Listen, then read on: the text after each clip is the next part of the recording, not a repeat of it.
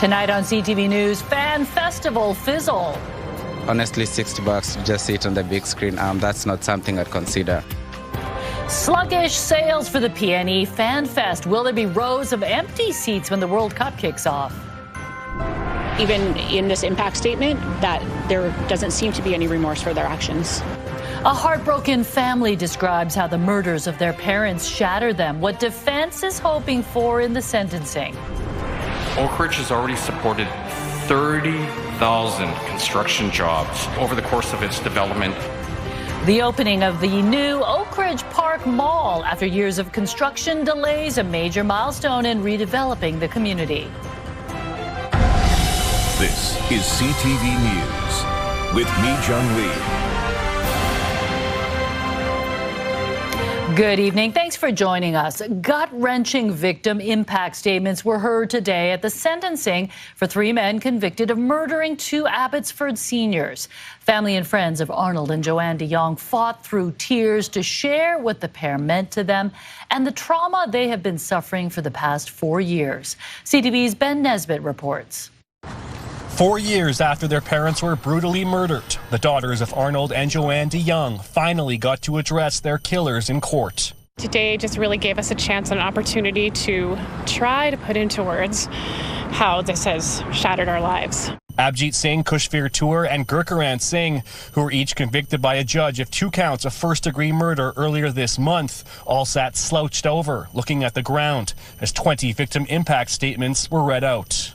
They've heard what we've had to say, and it's up to them to be remorseful if they so desire. There hasn't been any sign of remorse or apologies. During her statement, the de Jong's youngest daughter telling the trio, "You sentenced my parents to death, and you sentence us to life without them. I hope that you never have another moment of peace." The de Jongs were grandparents in their 70s. They were found dead in their home on May 9th, 2022. They had been tied up with rope. Arnold's head had been wrapped in duct tape and Joanne's throat had been slashed. Crown argued the motivation was financial pressure and greed. Abjit Singh had an exterior home cleaning business, and he and Tour had done work at the de Jong's home the month before the killings. My dad gave a young man a chance starting out a new business, just like my dad was young at one point starting a new business, and people gave him a chance. It's just disheartening that they took advantage of my mom and dad for greed. A first-degree murder conviction comes with an automatic life sentence with no chance of parole for 25 years. But lawyers for Kushveer Tour have filed a constitutional challenge regarding the faint hope clause, which allows offenders to apply for parole after 15 years. A date for that hearing has yet to be set. Ben Nesbitt, CTV News, Abbotsford. Most of us won't be attending any World Cup matches in Vancouver, but the PNE Fan Festival is supposed to be a way to be part of the action. But it appears many are staying on the sidelines, at least for now. CTV's Martin McMahon reports on what organizers are saying about the lackluster sales just a couple of weeks before the World Cup kicks off. Hastings Park will be the site of BC's largest fan destination during the tournament, but a quick look at the Ticket Leader website where the premium seats are being sold shows many tickets still available. Depending on the day and the match, you could pay as little as $44 or more than $100 for reserved seating at the new amphitheater. But for the head of the Vancouver Host Committee, there's little concern about sales. People are starting to make their summer plans. I think kids are still in school, and a number of us, we make our plans as we get closer and closer to the end of the school year.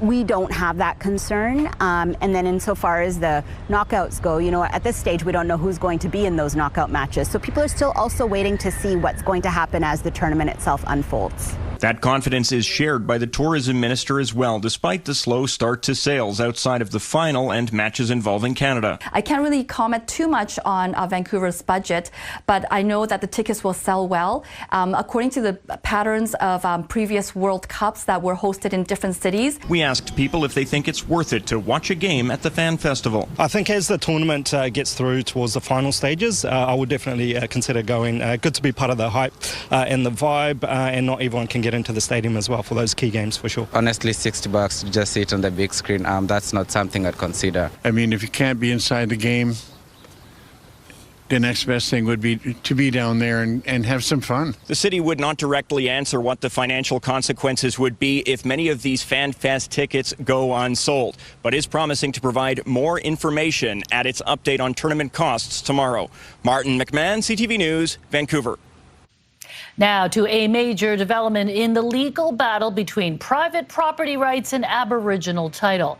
Canada's highest court has declined to hear a case from New Brunswick that could have big implications for the controversial Cowichan case here in BC. CTV's Rob Buffum has more. Are listening carefully, Honourable Speaker. The legislative spring session ended like it began, with feistiness. Interim Opposition Leader Trevor Holford teeing off on the Premier, including for a poorly received budget and flip-flops on reconciliation legislation. We have never had a government in this province, never had a Premier in this province, that has overpromised and underdelivered as the one that we currently have. But Thursday, the NDP were thrown a potential lifeline on the private property rights file that's become highly contentious after the Cowichan Tribe's decision last August, where the BC Supreme Court found Aboriginal title superior to private property, a case that sparked worry from property owners and an appeal from the NDP. The Supreme Court of Canada has declined to hear the appeal of a New Brunswick Court of Appeal case that favored private property rights over Aboriginal title. Our arguments are what the court found in New Brunswick. The arguments that the province made here about private property being protected. So we think it's very interesting that the Supreme Court of Canada decided not to hear that case, so therefore leave that law in place. This Aboriginal law lawyer says the AG has reason to be happy. The fact that the Supreme Court of Canada has denied leave is hugely helpful, because the New Brunswick Court of Appeal has decided the issues somewhat differently, quite differently than the trial judge in the Cowichan case. The Cowichan Tribe's case is still mired in legal wranglings at the trial court level and likely won't be heard by the BC Court of Appeal for a year, and longer still before it makes its way to the country's highest court. Expect more desk pounding here in the meantime when they return in the fall. Remember, these desks cost lots of money. Be careful. That was pretty funny from the speaker. Okay, Rob joins us live from Victoria. Rob, what about the court case involving DRIPA that the Supreme Court of Canada has already agreed to hear?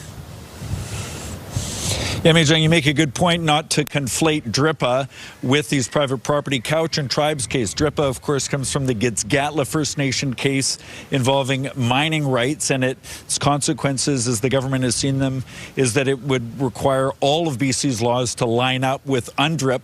The Supreme Court has agreed to hear that case already, but if it agrees with the BC Court of Appeal, that would simply entrench the state of affairs, which the government was trying to get around through amendments. So if the Supreme Court sides with the Court of Appeal, we may see an awkward situation where the government is looking to maybe amend a law to get around the courts. So two separate things here, but a good news day in terms of private property rates for the NDP. Mijang. Thank you, Rob. We have more tonight on the province reversing course on a controversial overdose prevention site plan for downtown Vancouver. It's now on hold and unclear when and where another one will open. The move comes after strong pushback from City Hall and local businesses who are now claiming victory. CTV's Dimitra Maragos has the latest. So we're going to reset the table, invite all the partners back, and we're going to work collaboratively on a solution that helps provide the services that we need. A shift in direction. After weeks of growing opposition from city leaders and the business community, the province now pausing plans for an overdose prevention site. Now, this building behind me, that's where the provincial government and Vancouver Coastal Health intended for the overdose prevention site to be. But after significant pushback, the site is now on hold. Decision to pause 900 Helmicans shows what's possible when a community stands together. In a press conference, Mayor Ken Sim, joined by business owners and downtown stakeholders, emphasized safety concerns and a lack of consultation drove their opposition. Tourism leaders also raising concerns about the city's image. Visitors are increasingly commenting on open drug use, visible street disorder, aggressive behavior, and concerns about personal safety in Vancouver's downtown. Others say they were left out of the decision-making process, calling for a seat at the table. I've never asked for this service to be eliminated. I am asking on behalf of every woman-owned business in this block to be treated as a stakeholder. That is not a radical request. That is the bare minimum, and we deserve it. Local MLA Terry Young was asked about the lack of consultation. But I think the focus is on moving forward how to get more support for essential service and also meet the needs of the community and make sure they feel safe. While the project is now on hold, the province stresses the need for these sites remain. They are critical life-saving services. We need them. But we need to do this in a way where partners are at the table and understand how it will be managed, what the mitigation is for impacts that people are concerned about. And advocates agree. The longer that we delay things, the more people do die. Dimitri Marigo, CTV News, Vancouver. Suicide prevention measures could soon be coming to the Granville Street Bridge. It comes only weeks after a tragic death. CTV's Isabella Zavarisi has more and a warning some may find the details of this story difficult.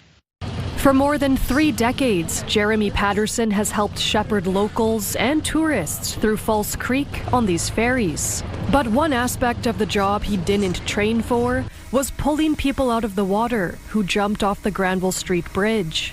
Wasn't something that I had thought about when I took the job, and depending on the incident and the outcome, sometimes it was a happy ending and sometimes not.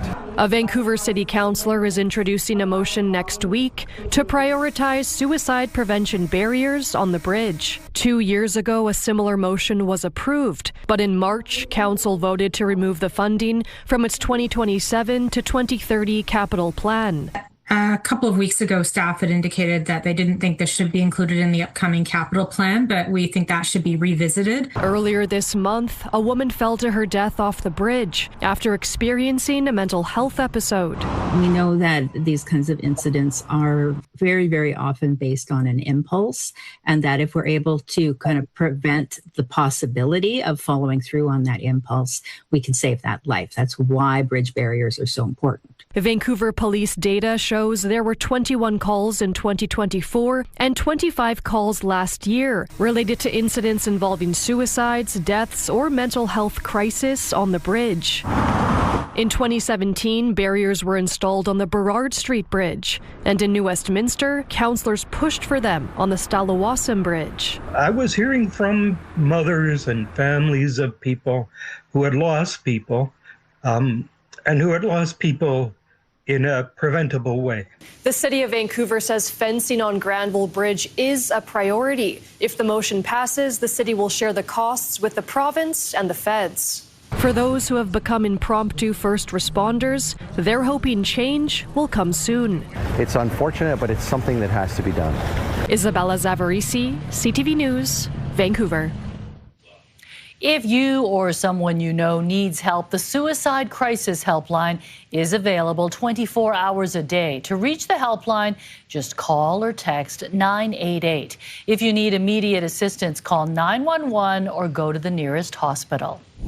It's been in the works for nearly a decade, and finally, Vancouver's brand new Oak Ridge Park shopping mall opened to the public today. We'll take you to Cambie and 41st for a look inside in just a moment. But first, let's head out to Anne and some partners in crime there at Nat Bailey Stadium. The Nat Bailey Stadium totally gone to the dogs tonight, right, Anne? Yes, that's right. It's a perfect night for the dog days of summer. I'm joined with Lucy and her boyfriend, Kevin.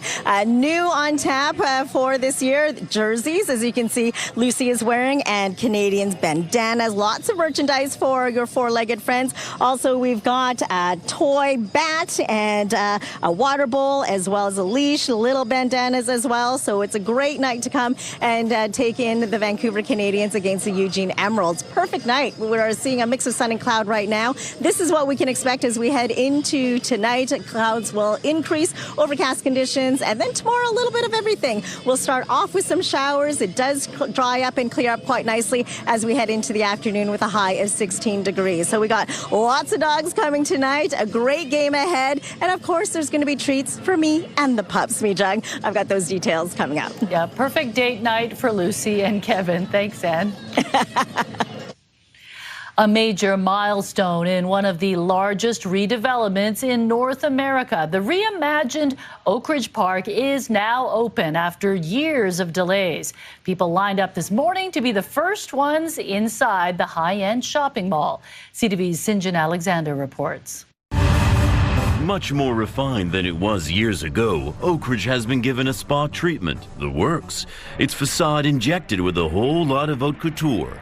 Out of fashion, the everyday shops in Louis Vuitton, Valentino, Bulgari. I think if I look around, there's almost everyone I see has had a hand in this. It has been the most incredible experience. Hoping to shake up Vancouver's retail scene by towers of condos and office space still under construction. This facelift has been a concept since just after the Olympics. I hope you can all appreciate the massive, absolutely massive scope of this project. Having grown up here since the 70s, it was always Oak Ridge. So Oak Ridge Park is truly becoming a city within a city. The high-end food fair, Time Out Market, already has the public salivating. Otherwise, there isn't much here for anyone on a budget.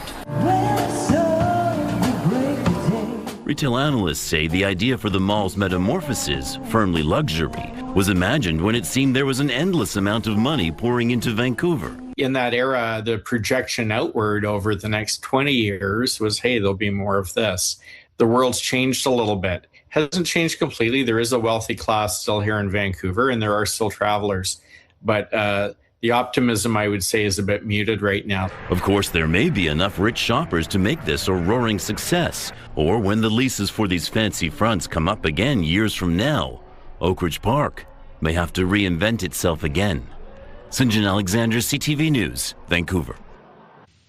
A Vancouver man has set a world record for the most number of trees planted in 24 hours, and the number is mind-boggling. And a massive fire in Penticton is a devastating setback for seniors in the region. A 200-bed long-term care home under construction went up in flames. What happens now? Also coming up. There was a lot of living she did, and I followed along. I catch up with legendary reporter Mike McCardle, who's written a new book about his wife, Valerie. Intimate, poignant, hilarious stories of their nearly 60 years together. That's coming up later. A Vancouver man recently set a world record by planting nearly 48,000 mangrove trees in a 24-hour span. It is his second tree planting world record. And as CTV's Ben Milger reports, the man hopes it will inspire others to make a positive impact on the world around them. Well, have to adjust the technique.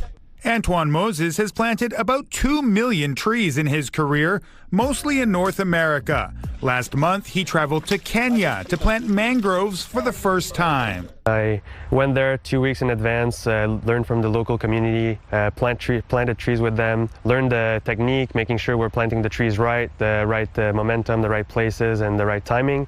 And we just ended up breaking the world record. Supported by a team of locals, Moses managed to plant an astonishing 47,460 trees in just 24 hours, an average of 32 a minute. It is his second Guinness World Record.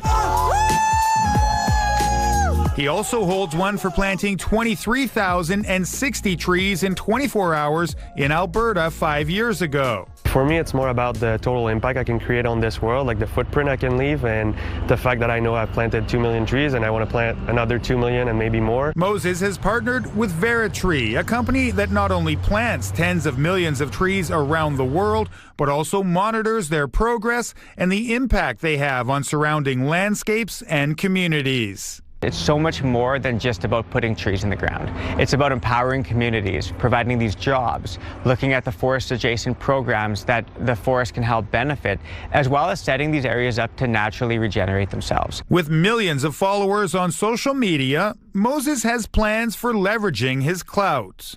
My goal is to help raise funds to plant around 25 million in the next few years, but not plant them on my own. So I have a team and I work with organization now to plant those trees. It's an effort to make the world a more sustainable place, one tree at a time. Ben Milger, CTV News, Vancouver. Federal officials say the start to this year's wildfire season has been slow compared to 2025, but the overall risk remains high. There are 65 active wildfires burning across the country right now, with 6 classified as out of control. The Canadian Interagency Forest Fire Centre says the highest risk areas are here in BC and in the Northwest Territories. The 2025 wildfire season was the country's second worst on record, with close to 90,000 square kilometers burned. Penticton has issued a local state of emergency after a massive fire at a long-term care home under construction, a fire that's being called devastating to seniors in the region. The fire was reported around 10 last night, and it quickly escalated into a 3-alarm blaze with 60 firefighters on site. An updated evacuation order was issued this afternoon for 10 nearby properties due to an unstable crane at the site. No injuries have been reported. Infrastructure Minister Bowen Ma said the province is committed to ensuring that Skaha Seniors community does get built. The 200-bed project was expected to be completed in 2028. We hear from veteran reporter Mike McCardle about what he's been doing since retiring from CTV, why the new book about his wife is called Girl on the Roof. I always thought it was possible. I always had hope in myself.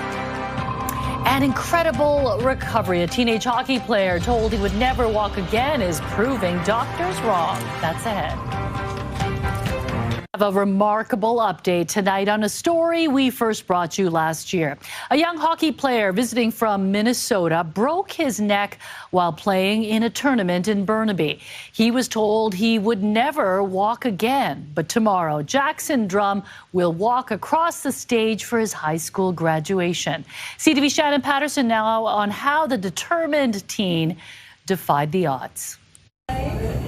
16 months ago, this seemed unimaginable to everyone, that is, except Jackson Drum.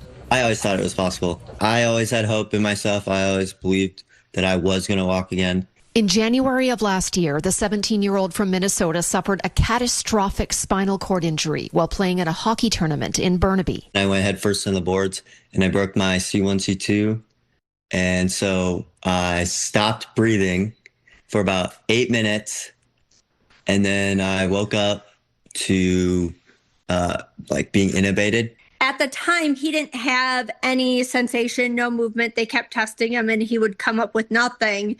But whenever we talked to him in the hospital room, he'd be like, no, I'm going to move again. I'm going to do stuff again. And I'm like, okay. So we didn't really take that hope away from him. After spending 3 weeks at Vancouver General Hospital, Jackson was transferred to an Atlanta rehab facility. At the start, I started moving my toes and then my fingers. Push up, push those legs. Come on, go. This was the moment Jackson knew his determination was paying off. That felt amazing to get back up on my feet. It took forever for me just to stand up again. With a harness holding him upright, he began to take steps, but Jackson wanted to walk unassisted. They're like, okay, we're going to try you walking today. And it was the first time he's like, okay, I'm going to try it. And he actually did it on his first try. He quickly moved on from a walker to hand crutches. And on Friday, the now 18-year-old will walk across the stage at his high school graduation. I'm excited for the ceremony. I'm excited for a lot of people just to see me walk, because a lot of people haven't seen me walk in person. We'll all probably be crying. I think the whole arena will probably be crying. Jackson's mom says his family and faith helped her son defy the doctor's predictions. In Vancouver, I asked them what the chances of him having any recovery, and they're like, none. And I was like, well, how about 1 in 100? They thought I was crazy. They said no. So here we are, working on walking. Eager to get back on the ice, Jackson has recently tried sledge hockey. I am interested in it, but I want to skate normal again. If the past year has proven anything, it's that Jackson Drum can never be counted out. Shannon Patterson, CTV News. Way to go, Jackson. Well, once again, the team here at CTV News Vancouver has been recognized with multiple Edward R. Murrow Awards. The Radio, Television, Digital News Association in Washington, D.C.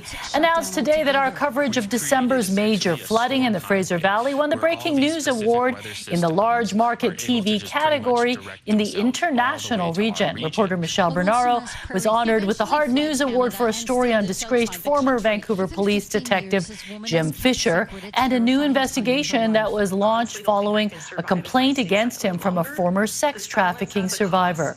All of the regional winners will be up for National Murrow Awards later this year. Wife wanted. An Edmonton man buys a billboard looking for love. Why he's using this strategy coming up. And I could not find anything that says it's prohibited to launch or to run them. What motivated him to launch a boat over an Alberta waterfall near the BC border? That story ahead. Time now for tonight's Skywatch. A look at the Ironworkers Memorial Bridge from New Brighton Park under a mostly sunny sky in East Vancouver.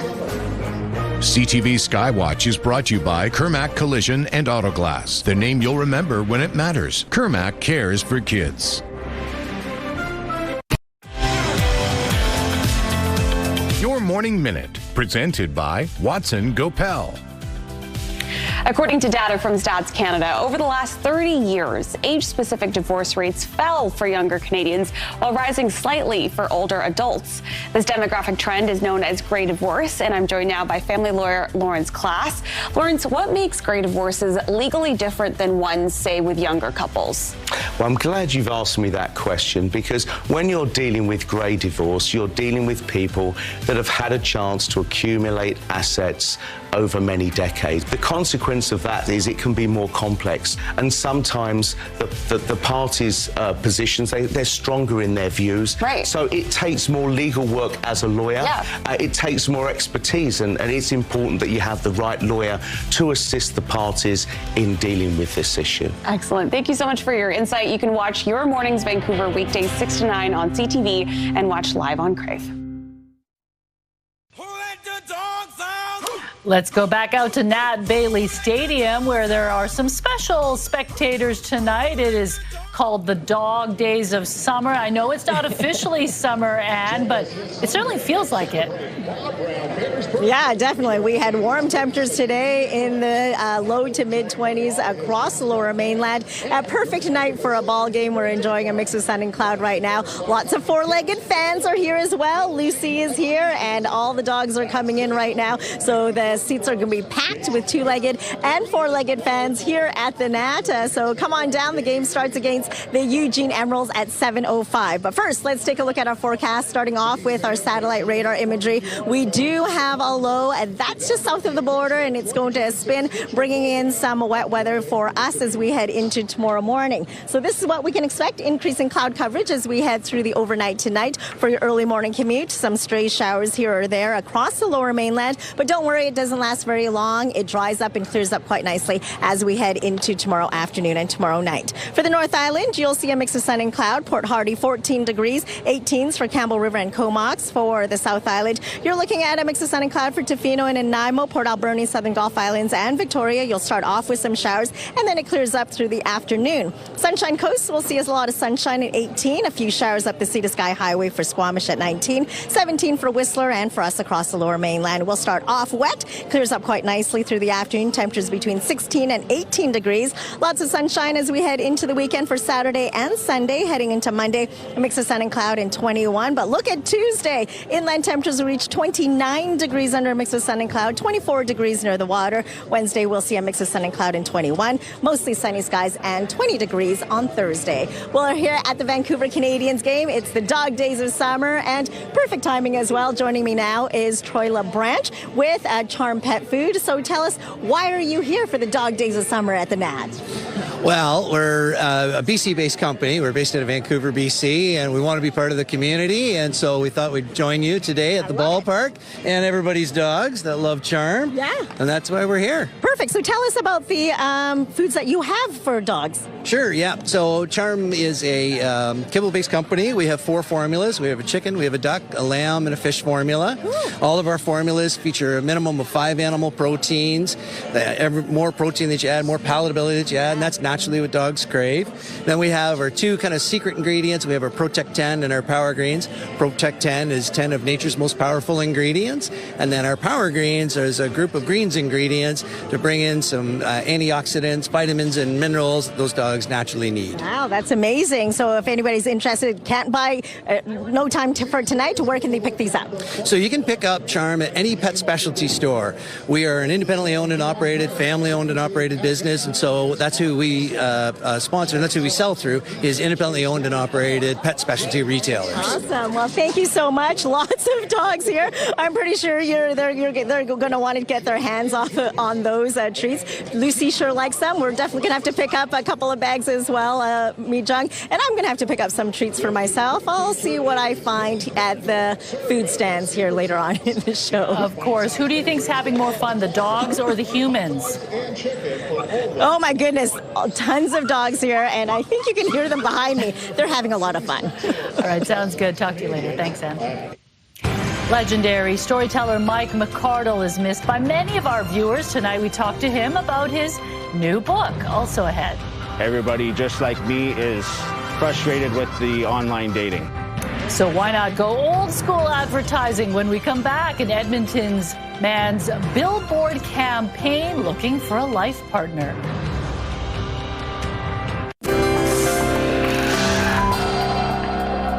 Taking a look at today's markets, the Canadian dollar up slightly, trading around 72 cents U.S. Oil up 22 cents, closing the day just under $89 a barrel. Gold gained nearly $51. On the stock market, the TSX up 105 points. The Dow Jones gained 24 points on the day. The CFL announced it has an agreement with 3 major partners for the media rights.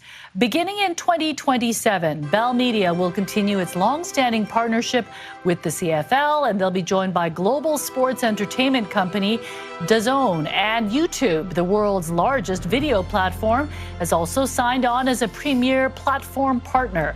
The 6-year deal is worth $500 million. It's expected to add $8.3 million each year to each CFL team. An Alberta man looking for love is turning his attention to a different kind of screen. Instead of swiping on an app on his phone, he's moving to the digital billboards. As CTV's Nariman Issa reports, an evolving dating scene has some people getting creative to find companionship. This billboard on a busy West Edmonton intersection features ads of all kinds. There's my sign. Including one looking for love.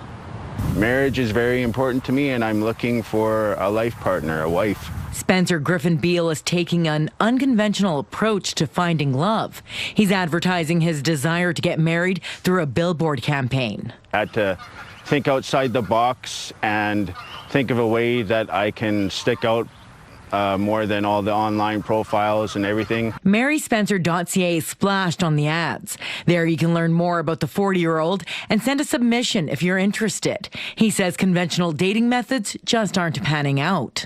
My impression that I got from the dating event I was at last night was that everybody just like me is frustrated with the online dating. It makes the companies a lot more money if we're kept swiping longer. This University of Alberta professor says the dating landscape has changed. Technology has made it easier to meet people, but maybe not the right people. Lots of concerns about bad actors or maybe dishonest users, and enhanced digital tools to facilitate people not putting their real selves forward. A local matchmaker is applauding Griffin Beale's billboards. Everyone wants love. I think there's a human nature in us that we want companionship, and so if you're not finding that, I think that it's really amazing that you're going out there and you're doing those things. Megan Tishuk says she's seeing others getting creative.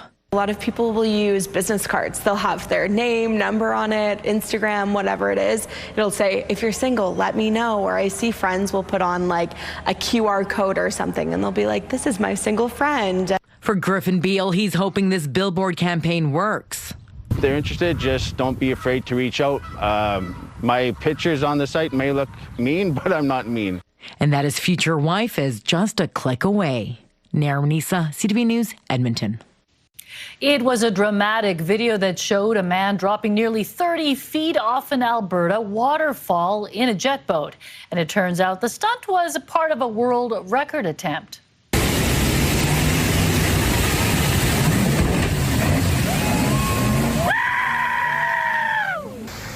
Onlookers watched as Dusty Friesen and his boat dropped to the bottom of Lundbreck Falls, not far from the BC border. The 29-foot drop was meant to break the record for a jump off the highest natural flowing waterfall in a jet boat.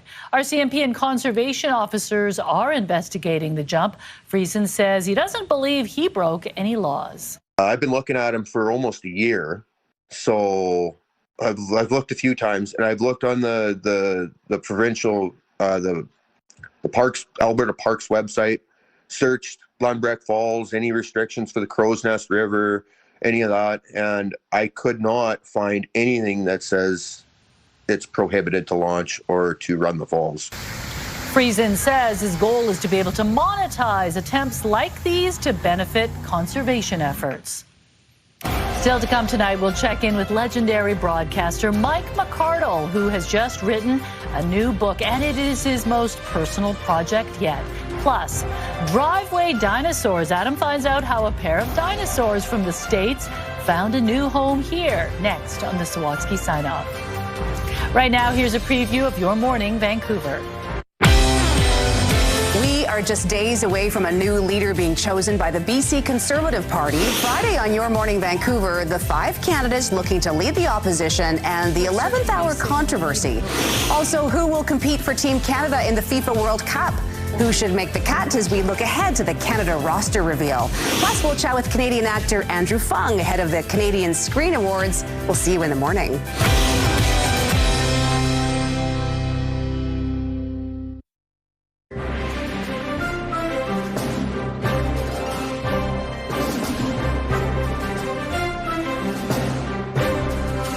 For decades, legendary reporter Mike McArdle inspired us with stories about the people and history of BC.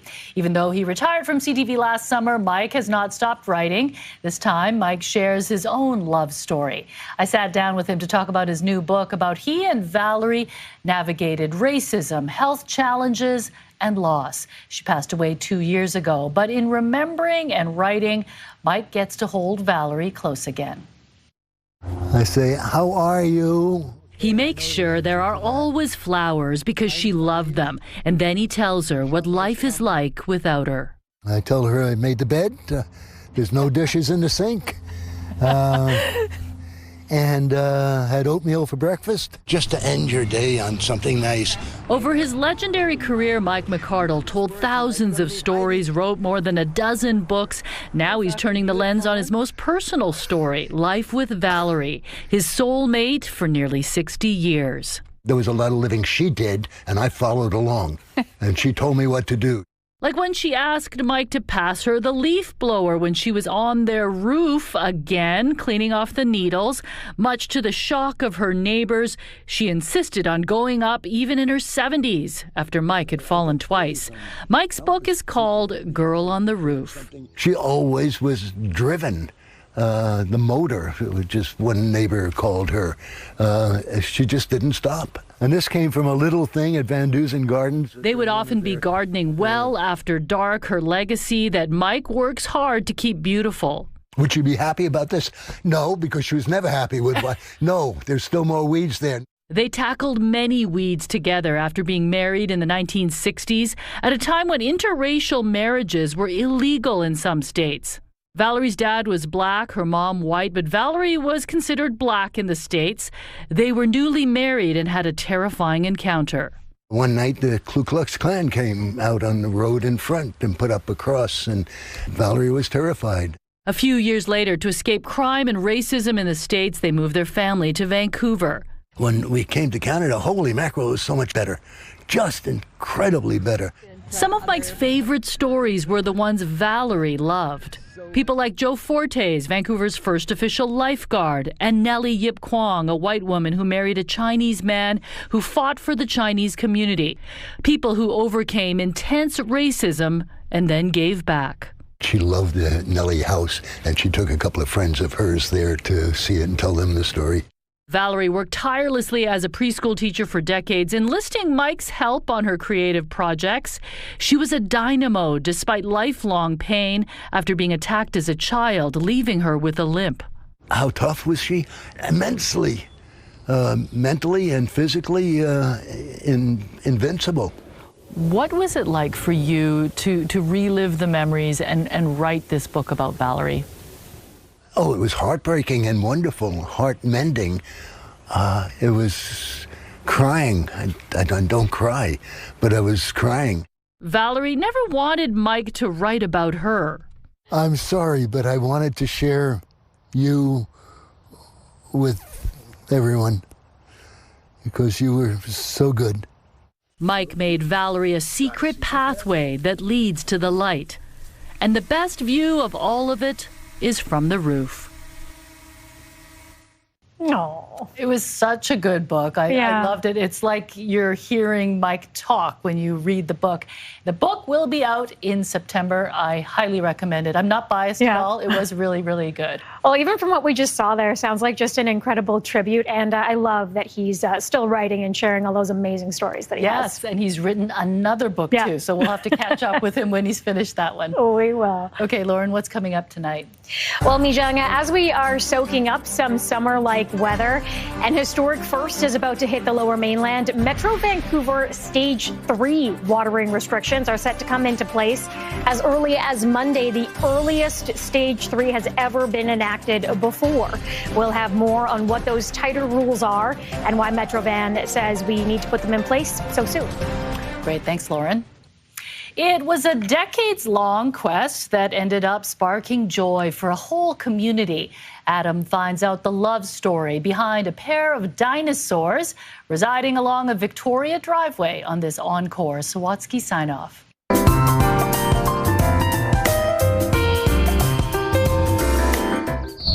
Dan Taylor was visiting the U.S. a couple decades ago when he first spotted a dinosaur outside a gas station. It just kind of blew me away. Dino gasoline. Since its commercials were black and white, Sinclair Gas's mascot has been a colorful dinosaur. I thought, it's kind of cool. Maybe everyone should kind of have a dinosaur at some point. But first, Dan had to meet Alex Whitman. And after he said hi to her at a cousin's wedding, neither wanted to say goodbye. Talked the whole night and just had a fun conversation. Although she lived in the U.S., he started handwriting her letters, which led to cross-border visits. And then Dan proposed. I said, I think you're the one too. And they flew down and we eloped. Eventually, they staged a more traditional ceremony and had a couple kids. The only thing missing was a gas station dinosaur. But it's impossible to get a hold of one. Although Dan had tried everything he could to buy one for decades, he didn't know Alex was secretly doing the same, and finally did. It fit exactly in my car. And the tail comes around and is like pointing here. And I'm like, oh, please don't get in a car accident. After avoiding a prehistoric impaling, Alex staged an unforgettable Father's Day surprise. I felt amazed and loved. Dan and Alex's kids gave them names. This is Gerald, while the one with the mustache is Maurice. When we're dead and gone, our kids aren't going to want, china or glassware. They're going to want the dinosaurs.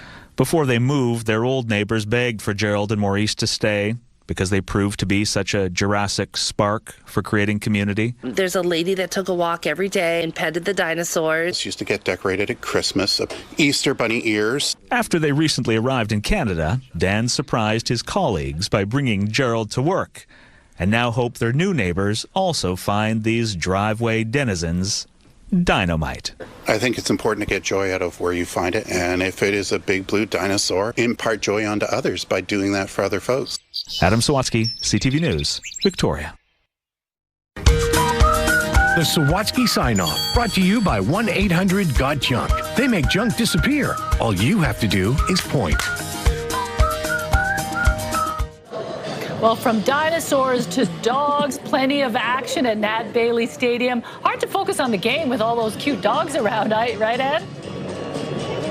Oh, yeah, tons of them. Lots of four-legged fans here tonight as the Vancouver Canadians take on the Eugene Emeralds. And they've got great food here as well. New this year and for this week, mini corn dogs, my favorite, as you know, from the PNE. Absolutely delicious, and it would be nice not to share, right? So do you want to bite? Aww. Oh, yeah. Oh, she's not eating It's a perfect dog date. Little licks there. Oh, okay, there we go. There we go. Okay, now she wants that corn dog. Very cute. You can take your dogs one day, right? One day. All right, thanks for joining us. Good night.